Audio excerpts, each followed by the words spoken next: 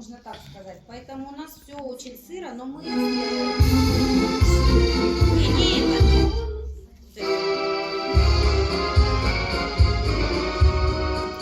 А ты выходишь откуда-то? А что, наверное, с точки.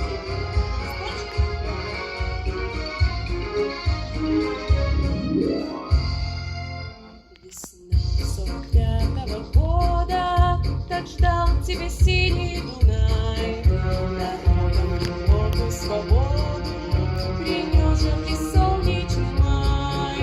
На площади белой свободной собрался народ старый млад. На старый израненный битву горой вось русский брат наш солдат. Помнит Вена, помнит Альпы Дунай. Тот цветущий и поющий жаркий май. Вихри вьются в чувствах вальсе сквозь года. Помнит сердце, не забудет никогда.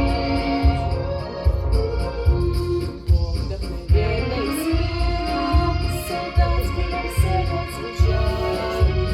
Вена кружилась опять, как будто сам Штраус играл. Вот и